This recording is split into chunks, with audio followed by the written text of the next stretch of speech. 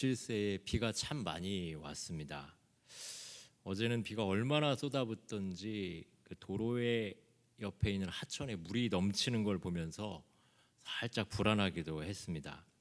뉴스를 보니까 비 온 다음에 서울에 이곳저곳이 침수되기도 하고 도로나 주택가에 크고 작은 이제 싱크홀, 이제 구덩이도 생긴 것을 볼 수가 있습니다.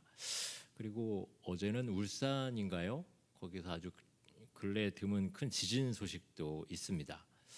사실은 이러한 자연 재해보다 요즘은 사람이 좀 더 무서워진 것 같습니다. 분노 때문에 자기를 잘 다스릴 수가 없어서 기물을 파손하고 또 사람을 해치는 일을 심심찮게 볼 수가 있습니다.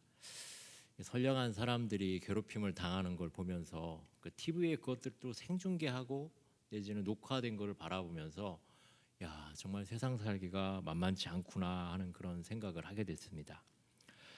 사실 우리 인생에서 항상 원하는 것만 있는 것은 아닙니다. 원치 않게 이렇게 광풍을 만나기도 하고 광인을 만나기도 하고 어제와 그제와 같이 폭우를 만날 수도 있습니다. 하지만 우리 예수님은, 우리 하나님은 광풍을 피하는 곳이 될 수 있습니다. 폭우를 가리워 주시기도 하십니다. 여러분 혹시라도 그런 일이 닥치시면 예수님의 이름으로 기도하시고 하나님께 안전과 평안을 구하시기를 바랍니다.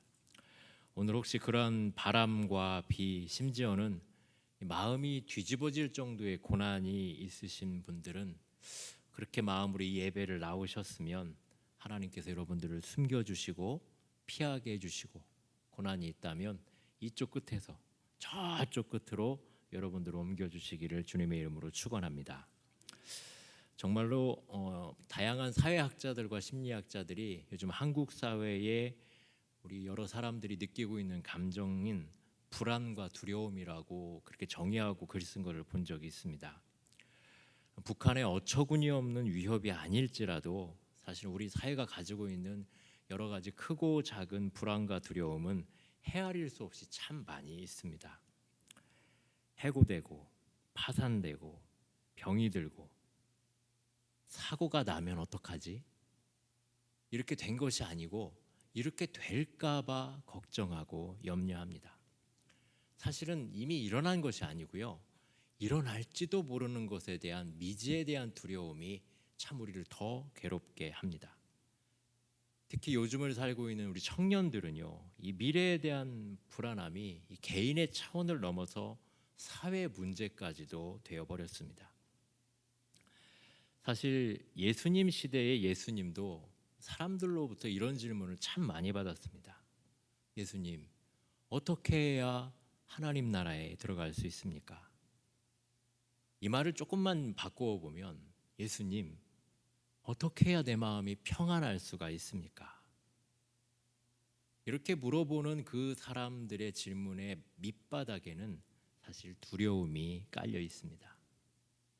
그래서 예수님도 가시는 곳마다 사람들을 향해서, 제자들을 향해서 두려워하지 말아라, 평안하라. 예수님 제일 많이 하신 말씀이 이 말씀입니다. 예수님이 승천하실 때 제자들이 그 예수님이 가시는 거를 이렇게 물끄러미 보면서 또 질문을 합니다. 성경에 이렇게 나와 있습니다. 주께서 이스라엘 나라를 회복하심이 이때입니까? 제가 이거 바꿔 얘기합니다. 이제 예수님 가시면 평화로운 나라가 시작됩니까? 불안한 거예요. 예수님 가시면 이 땅이 평화로워질까요? 그때 예수님께서 제자들에게 이렇게 답을 하셨습니다. 성경에 있는 그대로 때와 기한은 아버지께서 자기의 권한에 두셨으니 너희의 알 바 아니요 오직 성령이 너희에게 임하시면 너희가 권능을 받고 예루살렘과 온 유대와 사마리아와 땅 끝까지 이르러 내 증인이 되리라. 딱 잘라 얘기하면 이스라엘 나라가 회복되는 것은 니들이 관심 가질 게 아니다. 쓸데없는 걱정하지 말라라는 거예요. 그거 갖고 마음 쓰지 말고 다른 거 생각하라는 거예요. 여러분들이 하고 있는 지금 걱정이 어떤 걱정이십니까? 정치 문제, 역사 문제, 경제 문제, 유럽 문제, 주가 폭락? 예수님 이런 거 안 중요하다고 하셔요. 신앙인들의 관심은 그거는 다 누가 하시는 거라고요? 하나님이 다 알아서 하실 거고, 우리가 정말 관심 있어 해야 되는 거는 예수님께서 마지막 하신 말씀처럼 성령을 받는 것과 나의 증인되는 것입니다. 우리의 관심이 뭐라고요? 성령 받는 것과 증인되는 거예요. 너희는 그런 거 걱정하지 말아라. 오직 성령 받는 것과 내 증인되는 것에 너희들 마음을 두어라. 사실 성령 받는 것과 예수님의 증인되는 것을 노력하라고 하신 말씀이 아니에요. 사실 이 말씀도요, 성령이 너희에게 그냥 오시면 너희가 권능을 받는다겠지, 우리가 성령 받기를 위해서 뭘 막 하고 권능 받기 위해서 죽을 힘을 다해서 노력하라고 한 게 아니에요. 성령이 너에게 오실 거야. 오시는데 그 약속대로 오시면 너에게 권능이 주어지고 너희들은 증인이 된다라는 얘기예요. 그렇게 노력하라는 얘기가 아니라 그대로 된다라는 말씀입니다. 할렐루야. 믿으십니까? 받으려고 노력하는 게 아니고 성령이 오신다는 거예요. 이건 약속이에요. 그리고 그게 오시면 우리는 자연스럽게 하나님의 증인 된다는 겁니다.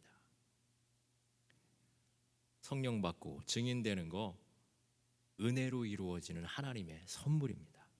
은혜를 받고 누려라. 이 제자들이 장래에 대한 걱정, 불안함 이게 있었는데 예수님은 그거를요, 하나님께로부터 선물 받을 것을 향한 기대로 바꿔주신 거예요. 우리가 해야 될 일 이겁니다. 믿고 구하고 기다리는 거예요. 누가 해주시기를요? 하나님이 해주시기를. 만약에 여러분 우리 신앙생활에서 불안하고 초조하고 두려움이 가득하다면 뭔가 우리 안에 믿음이 없는 것입니다. 하나님이 일하시고 하나님이 역사하시고 하나님이 이끌어 주시는 것에 대한 믿음 없이 내가 뭔가를 해보려고 하는 그 노력, 내가 뭔가를 이걸 막 이룩해 보려고 하는 내 생각과 내 고집과 내 마음이 가득한 것입니다. 우리가 사실은 인생에서 살아갈 때 참 여러 가지 질문들과 문제들이 있습니다.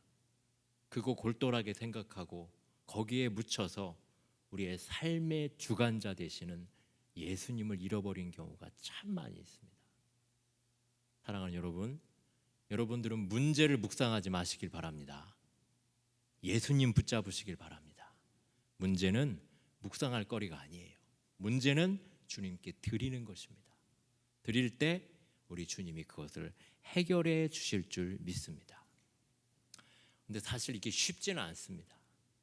우리는 문제가 생기면요, 거기에만 우리의 모든 마음이 다 쏠려요. 정신이 없어집니다. 사실 그럴 때에 우리에게 정말 필요한 것이 온 마음을 다해서 예배하고 찬양하는 것입니다. 여러분이 수요일에 모여서 멍하니 있지 마십시오. 온 마음을 다해서 예배하시길 바랍니다. 온 마음을 다해서 하나님을 찬송하시길 바랍니다. 우리가 하나님께 우리의 온 마음을 다하여 예배하고 찬양하고 집중할 때 내 삶의 문제가 주님께로 옮겨집니다. 이걸 못하고 세상에 했던 걱정, 근심, 내가 해결하지 못했던 그런 것들, 죄책감, 그걸 그대로 가져와서 여기서 묵상하고 있으면 그대로 킵하고 있다가 저장하고 있다가 갈 때 가져가는 사람도 있어요. 여러분들이 가지고 있는 그 여러 가지 어려움과 문제들 주님께 다 드리시길 바랍니다. 주님이 해결하십니다. 우리가 예배하고 온 마음을 들여서 예배하고 찬양할 때 우리에게 얻어지는 것이 있습니다. 첫 번째는 여러분 두려움이 사라집니다.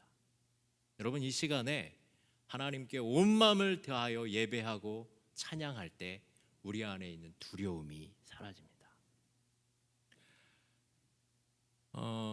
예수님께서 제자들에게 하신 말씀을 제가 이렇게 많이 찾아봤어요. 뭔 말을 많이 하시나.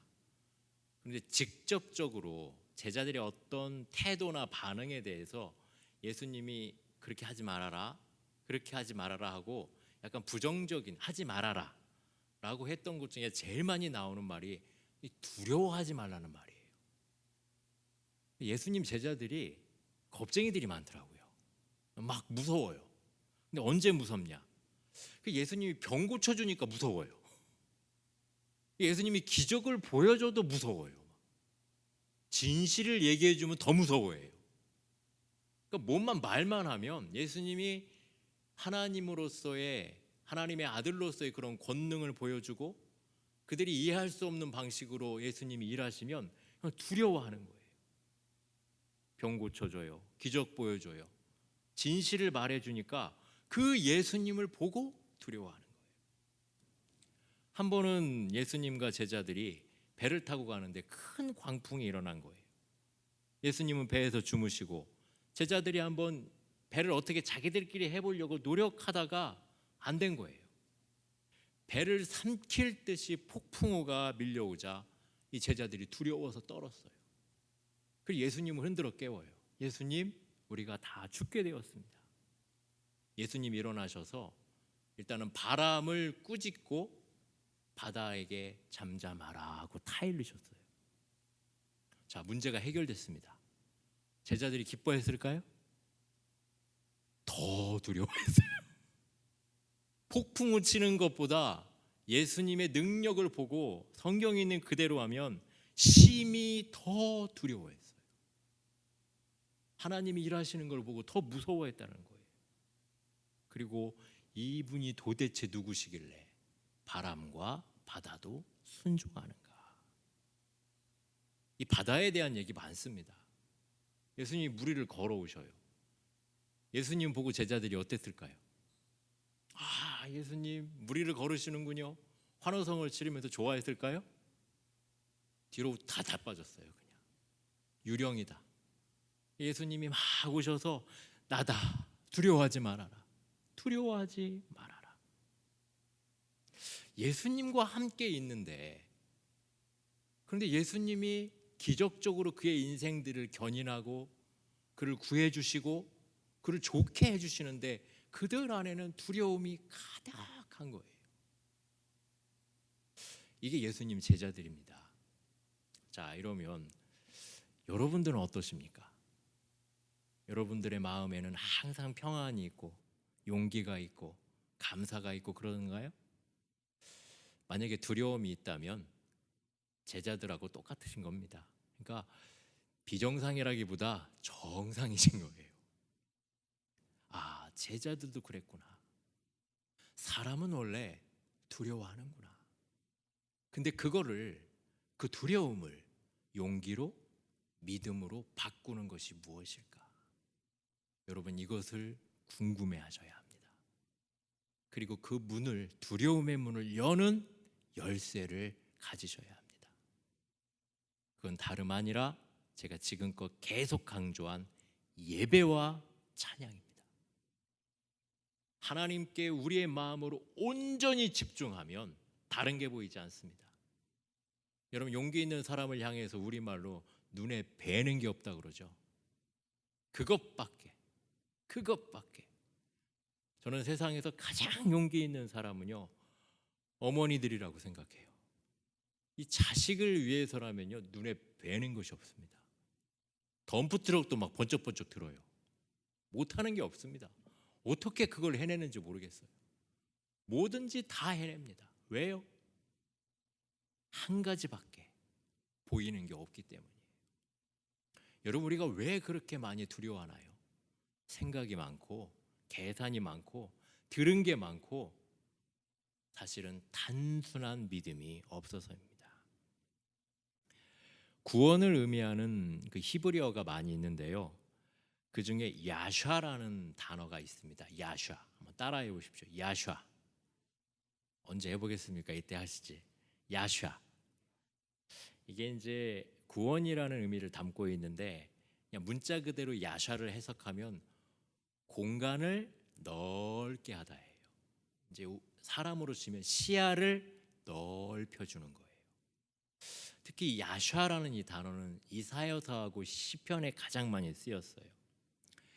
여러분, 사람이 죄를 짓고 두려움에 빠지면요, 내가 한 일에 그것에만 온 마음을 다 빼앗겨요. 내가 죄진 거, 내가 잘못한 거, 그 죄책감을 갖고 있는 거예요. 이제 그거에 묶여서 하는 거예요. 그 사람들이 나오면 누가 나에게 저 죄를 지적할까? 그래서 시야가 확 좁아져요. 그러니까 자유를 잃어버려요. 그 죄에 매여버리는 거예요.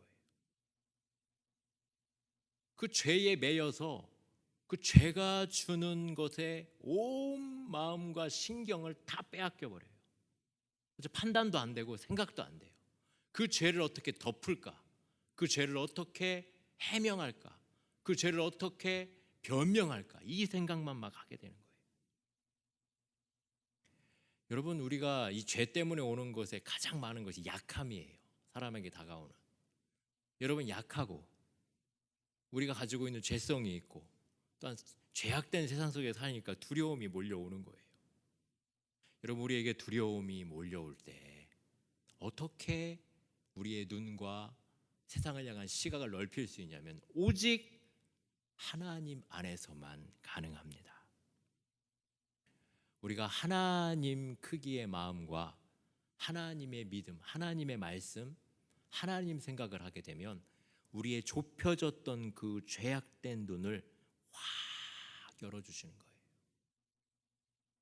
그것이 예배와 찬양 안에 있습니다. 믿으시길 바랍니다. 그래서 저는 여러분들이 두려움을 갖고 걱정거리를 갖고 왔다면 전심으로 하나님을 예배하고 전심으로 하나님을 찬양하시기 바랍니다. 근데 참 안타깝게 이게 저절로 되어지는 게 아니에요. 저는 선교사 훈련을 받을 때 예배하는 것과 찬양은 훈련이라고 배웠어요. 예배와 찬양이 뭐라고요? 훈련이라는 것은 쉽게 된다는 말이에요? 어렵게 된다는 말이에요? 예배하고 찬양하는 게 훈련된다는 거예요. 그걸 훈련해야 된대요. 이게 쉬운 게 아니라는 거예요. 그냥 아무 생각 없이 와가지고 가만히 앉아있다가 돌아가는 것이 예배하고 찬양하는 것이 아니고 내 삶의 여러 가지 것들을 과감히 쳐내고 잘라내고 하나님께 집중하여 드릴 때 온전한 예배, 온전한 찬양을 하나님께 드릴 수 있다는 거예요. 그럴 때 또한 우리의 영혼이 두려움을 벗고 죄를 벗고 야샤 하나님을 향하여 우리의 마음을 넓히는 거예요. 사랑하는 여러분, 매번 예배 때마다 여러분들은 그 예배에 성공하시길 바랍니다. 예배는 성패가 있습니까? 없습니까? 예배에 성공과 실패가 있어요? 없어요? 있어요. 여러분, 예배 오늘 방해하는 영적 세력 많습니다. 하나님 보지 못하게 하고 하나님 찬송하지 못하게 하는 거 많이 있어요. 싸워야 돼요. 성패가 있어요. 하나님께 집중하면 우리는 자유해집니다. 할렐루야. 두 번째로 우리가 온 마음을 다해 드리는 예배와 찬양을 통해 얻는 것이 있습니다. 그거는 제가 생각하고 또 이렇게 찾아본 건데요. 상상력이에요. 뭐라고요? 이건 좀 믿음하고는 조금 다른 것 같아요. 믿음하고는 달라요. 우리 신앙생활을 하면서 참 중요한 것 중에 하나가 믿음이죠. 물론 믿음인데 이 믿음에 우리의 상상력이 더해지면 우리의 삶의 영역이 굉장히 배가가 됩니다. 확 커져요.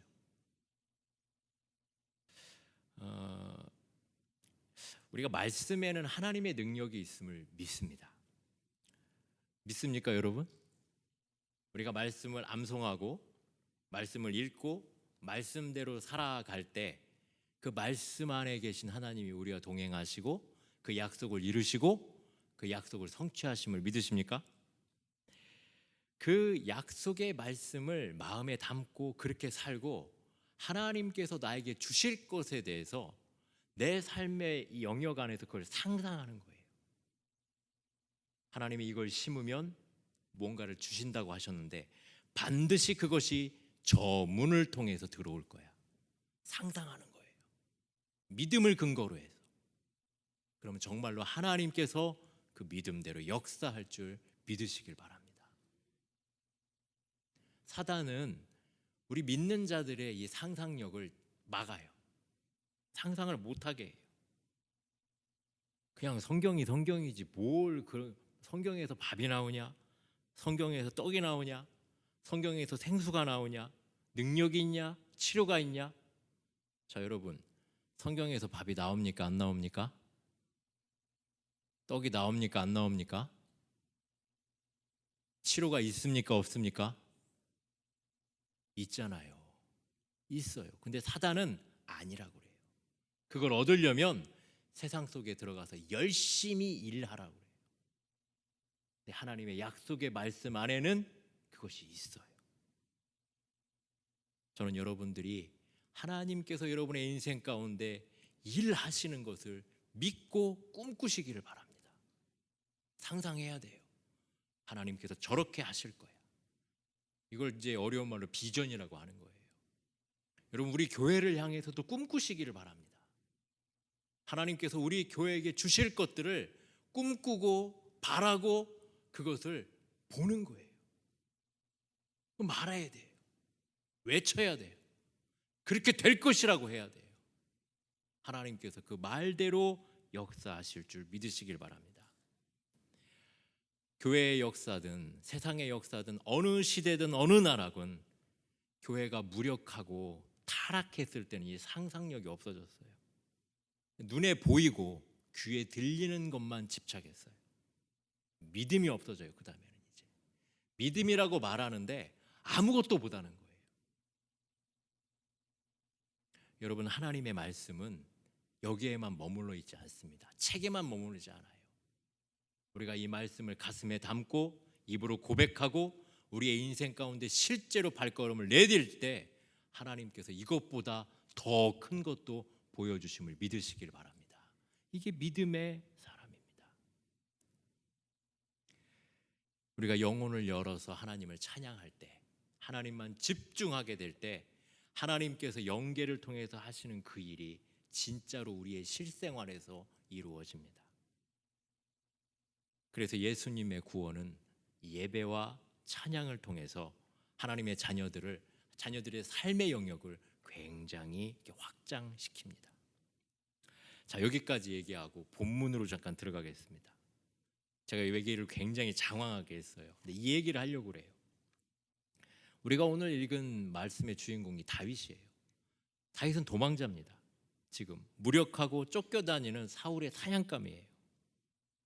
우리 중에 아무리 어려운 일이 있고 아무리 힘든 일이 있어도 지금 우리가 읽고 있는 이 성경에 나오는 다윗보다 더 비참한 사람은 없습니다. 이 23장을 우리가 읽었는데 23장만 지금 도망다니는 것이 아니라 21장부터 도망다니고 있었어요. 블레셋 땅으로 도망가기도 하고 우여곡절 끝에 광야에 있는 아둘람 굴에 딱 왔는데 거기에 자기 가족들이 다 기다리고 있는 거예요. 왜? 다윗이 도망다니니까 이제 이 사람들은 불안한 거예요. 다윗을 못 잡으면 이제 우리를 잡으러 오겠지. 그래서 다윗을 찾아서 아둘람 굴까지 왔어요. 근데 자기 식구들만 온 게 아니라 이스라엘 사회에서 사울에게 핍박받은 환난당한 자, 빚진 자, 마음 원통한 자 400명 합쳐서, 아니 나 하나 도망다니기도 힘들어 죽겠는데 400명이 다윗에게 혹으로 딱 붙은 거예요. 혹이 몇 개라고요? 400개. 자기가 도망가는데, 자기가 살아가는데 전혀 도움이 되지 않은 사람들을 이끌고 또 도망을 다녀야 돼요. 그래서 모압 땅으로 들어갔는데 거기를 들어가자마자 선지자 갓이 와서 당신은 그 이방 땅에 들어있으면 안 됩니다. 도망 다녀도 죽을지라도 이스라엘 땅으로 오십시오. 간섭하는 사람들은 왜 이렇게 많은지 몰라요. 그 땅은 가면 안 된대요. 꼭 여기에서만 도망 다녀야 된대요. 사울의 군대를 피해서 그일라, 십황무지, 하길라 산숲, 마온 황무지 여기까지 도망을 다녔습니다. 제가 이렇게 빨리 얘기했지만 다윗의 한 걸음이면 사업하는 사람으로 얘기하면 부도 막으니까 또 다른 게 터지고, 그거 막아놓으니까 가정에 무슨 일이 벌어지고, 그거 막으니까 어머니가 암이라 그러고, 계속 문제가 터지는 거예요. 그리고 마온 황무지, 오늘 우리가 읽은 여기에서 드디어 사울에게 포위가 됐습니다. 도간에 든 쥐가 되고, 이제 딱 사울이 손만 들으면 잡아서 죽일 수 있는 그 위치까지 온 거예요. 꼼짝없이 죽을 단계에 이제 왔습니다. 근데 여기까지 오는 동안 이 열왕기상에 그 다윗의 감정이나 마음이 드러나지가 않아요. 그냥 있었던 일만 아주 그냥 무슨 역사책처럼 그냥 술술 나옵니다. 그래서 여기에서 사울의 군대가 다윗을 덮치려고 하는 그 찰나에, 그때 블레셋이 갑자기 이스라엘을 쳐들어온 거예요. 그래서 사울이 군대를 빼서 돌아갈 수밖에 없었어요. 기적적으로 다윗이 살아났습니다. 그리고 여기서 다윗이 그 바위를 셀라 하마는 곳, 분리의 바위, 사울이 나를 덮치려고 하는데 하나님이 우리를 떼놓으셨다, 멀리 떼어놓으셨다, 나를 죽음으로부터 분리시키셨다, 나를 고난함으로부터 분리시키셨다, 거기를 셀라 하마느 곳, 이렇게 불렀습니다.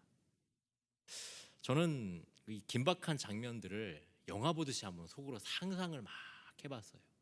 이리 피하면 이리로 도망가고, 피하고 쫓아오고, 피하고 쫓아오고, 계속 도망치다가 사방으로 도망갈 수 없이 딱 포위됐는데 갑자기 하나님이 블레셋 군대를 움직여서 사울이 철군하는 거예요. 이걸 보는데 구약 성경의 다른 부분이 생각이 나요. 홍해 바다 앞에 이스라엘 백성들이 생각이 나는 거예요. 그 이스라엘 백성들이 홍해를 건너지도 못하고 그 앞에 우왕좌왕하고 있는데 애굽 군대가 막 쫓아온 거예요. 이제 덮치려는 찰나에 뭐가 나타났습니까? 불기둥과 구름기둥이 이스라엘 사람들과 애굽 군대 사이에 딱 막아서는 거예요. 그리고 홍해 바다가 열리고 이스라엘 백성들은 도망가는데 불기둥과 구름기둥이 못 움직이게 하는 거예요, 애굽 군대를. 저는 이것도 생각을 해봤어요. 여러분, 낮에는 구름기둥으로, 밤에는 불기둥으로 하나님께서 이스라엘 백성들을 보호해 주셨는데, 우리가 광야에서 뜨거운 햇살에 구름기둥이 있으면 굉장히 시원해요. 왜냐하면 그게 물기둥이니까. 물기둥이어서 분수처럼 사방에 이렇게 물방울을 튀기는 거예요. 얼마나 시원해요. 그런데 밤에는 이게 어디로 가냐면 애굽 군대에게로 확 가는 거예요. 그러니까 애굽 군대는 밤에는 아무것도 보이지는 않는 안개 속에서 물을 뒤집어 쓰고 있는 거예요. 그러니까 얼마나 춥고 괴로워요. 낮에는 또 이게 반대예요. 낮에는 밤 동안 불기둥이 이스라엘 백성들을 보호하고 있었는데 낮에는 이제 애굽 군대를 막아서고 있어요. 그 불기둥이. 그러니까 가뜩이나 해도 뜨거운데 불까지 같이 있어요. 얼마나 괴로워요. 같은 기둥인데 성도들에게는 보호고요, 세상 사람들에게는 심판이에요. 여러분, 셀라 하마느 곳, 다윗에게는 보살핌이었지만 사울에게는 심판의 예고예요.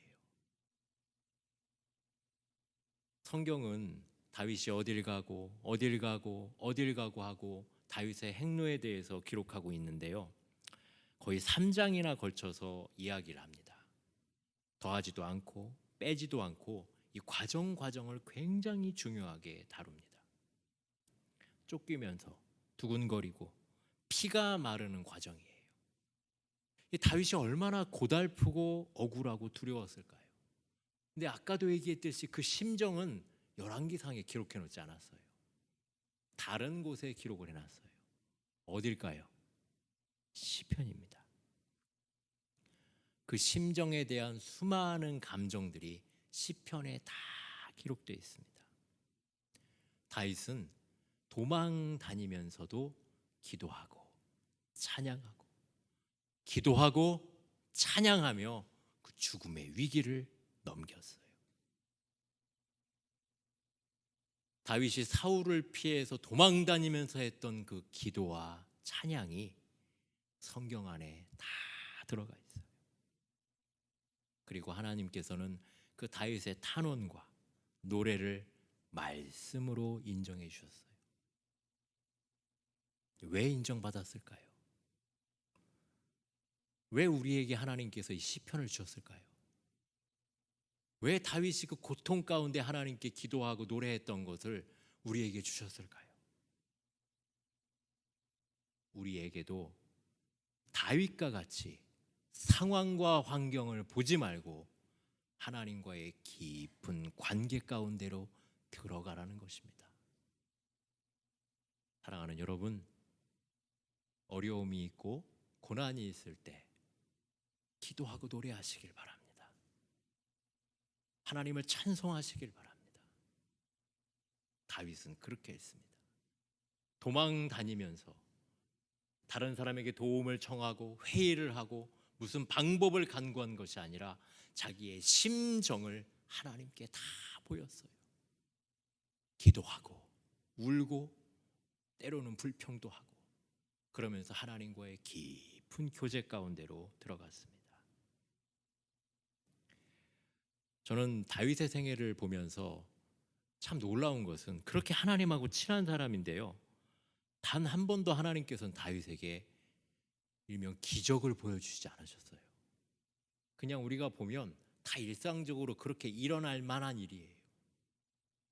좀 잘하면 다 그렇게 될 일이에요.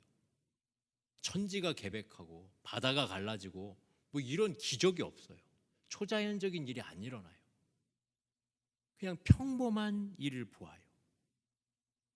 그런데 정말 중요한 것은 다윗의 바깥이 아니라 그 내면에서 일어났었어요. 다윗이 하나님께 기도하고 다윗이 하나님께 찬송할 때 하나님은 다른 것이 아니라 다윗의 마음을 바꿔주셨어요. 마음을 연단시켜 주시고 마음을 강하게 해주셨어요. 그래서 수많은 그 고난과 역경과 환난을 이겨낼 힘을 주셨어요. 사랑하는 여러분, 여러분 기도하실 때 하나님이 여러분의 마음을 바꿔주십니다. 그리고 그 역경도 고난도 이겨낼 힘을, 그 마음의 힘을, 영혼의 힘을 하나님이 주십니다. 사람들은 볼 거예요. 아니 저 사람이 저 상황을 어떻게 이겨내지? 기적이 일어난 것도 아니고요, 뭔 대단한 뭔 극적 변화가 있는 것이 아니에요. 근데 그 사람이, 하나님께 붙들린 그 사람이 그 상황과 환경을 이겨내는 것입니다. 여러분, 이게 더 어렵고 더 큰 기적입니다. 다윗은 그 광야의 과정 가운데 내가 일상적인 삶 가운데서도 기적이 일어나지 않아도, 기도의 응답이 내 눈앞에 막 펼쳐지지 않아도 하나님은 나와 동행하시고 내 마음을 통해서 그러한 것들을 이루시는구나, 이거를 발견했어요. 그래서 현실에서 만나는 고통, 이 괴로움에서 자기를 분리해냈습니다. 현실에서 만나는 고통, 어려움, 이건 더 이상 내 것이 아니다 하고 떨쳐버렸어요. 그리고 하나님만 바라볼 수 있었습니다. 사랑하는 여러분, 주님 바라보시길 바랍니다. 그 주님께 여러분의 심정을 토로하시길 바랍니다. 하나님을 노래하시길 바랍니다. 그때에 여러분의 몸에 있는 고난이, 여러분들에게 붙어있는 두려움이 여러분에게서 분리되어 떨어져 나갈 것입니다. 저는 우리 중앙교회의 모든 예배의 시간에 우리가 전심을 다해서 하나님을 예배하고 찬양할 때 두려움이 떠나가고 믿음의 눈이 열리고 하나님이 우리의 마음 가운데 거하셔서 우리를 어디로 보내시든지, 정말 어디로 보내시든지, 얼마나 더 낮게 보내시든지 거기에서 영광의 빛을 발하시기를 주님의 이름으로 축원합니다. 셀라 하마느 곳, 분리하는 바위. 다윗은 광야를 돌면서 마침내 셀라 하마느 곳에서 자기의 두려움도 죽였고, 그리고 걱정도 내려놨고, 내 인생이 내게 있지 않고 하나님의 손에 있구나, 그걸 발견하게 되었습니다. 사실 이 엔디게 광야를 벗어나서 다윗이 쓴 시가 시편 18편입니다. 우리가 잘 아는 나의 힘이 되신 여호와여, 내가 주님을 사랑하나이다. 우리 한번 이 찬송을 한번 같이 좀 불러봤으면 좋겠습니다. 시편 18편으로 찬양을 만들었는데 이 다윗의 고백입니다. 나의 힘이 되신 여호와여, 나의 생명이신 여호와여, 내가 주님을 사랑합니다. 주는 나의 반석이고 요새고 나를 건지시고 나의 피할 바위요 방패고 내 생의 목자고 내가 주를 따라가겠습니다. 주님만이 나의 모든 것 되십니다. 우리 한번 다윗의 마음으로, 하나님, 내가 피해서 여기까지 왔는데 이젠 내가 죽게 되었습니다. 그런데 내가 주님 바라보니 이렇게 살아납니다. 우리가 주를 바라보니 내가 이렇게 살아납니다.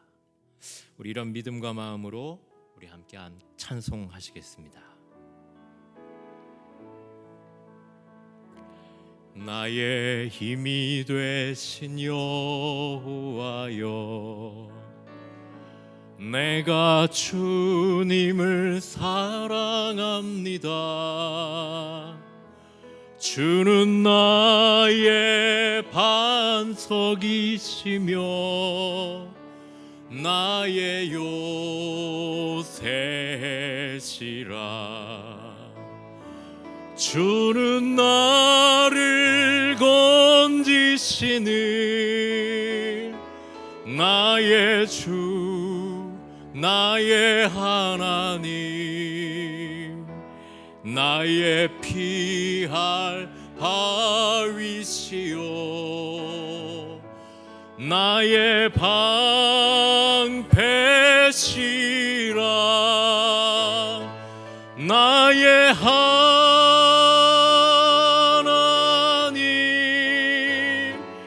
나의 하나님,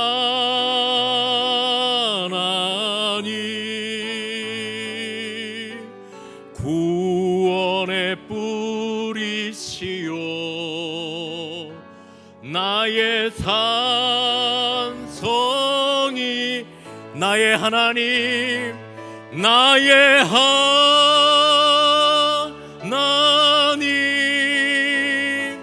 나의 하나님,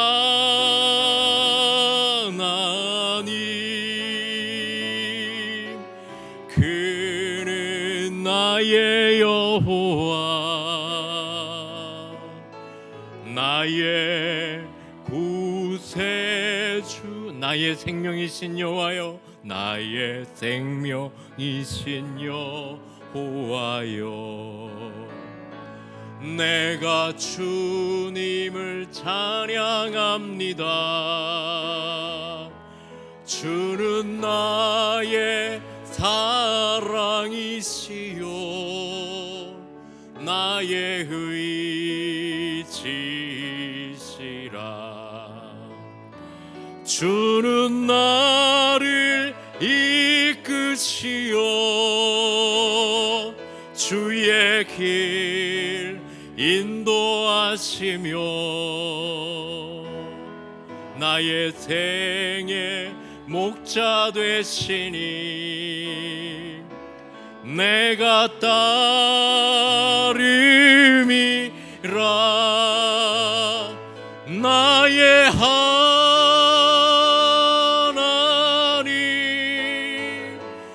나의 하나님,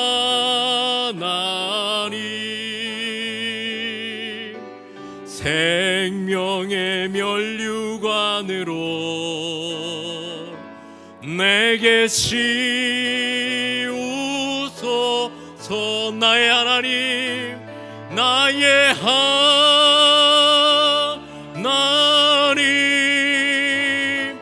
나의 하나님,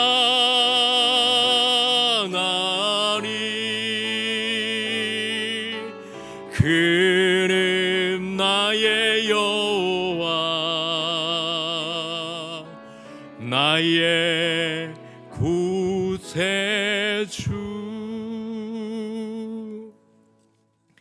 여러분 두려우십니까? 하나님이 보이지 아니하십니까? 여러분 주위에 나를 도와줄 만한 아무것도 없어 보이십니까? 여러분 거기에서 주님 보시길 바랍니다. 여러분의 눈과 여러분의 손을 하나님께로 들어서 나를 여기에서, 나의 눈과 내 마음을 여기에서 분리시켜 주십시오. 내 마음이 하나님께로, 내 생각이 하나님께로, 내 목적이 하나님께로, 내 꿈과 모든 것이 다 하나님께로 향하게 하여 주시옵소서. 시간같이 기도하실 때 주님, 내가 주만 보기 원합니다. 주님이 나의 생명이십니다. 주님이 나의 힘 되십니다. 내 반석이요 요새요, 나를 건지시고 나를 이끄시고 내가 피할 바위 되시고 내 생의 목자가 되십니다. 하나님이 나의 모든 것 되십니다. 나를 잡아 이끌어 주시옵소서. 우리 주여 한 번에 저 부르고 말씀을 생각하며 합심하여 같이 기도하겠습니다. 주여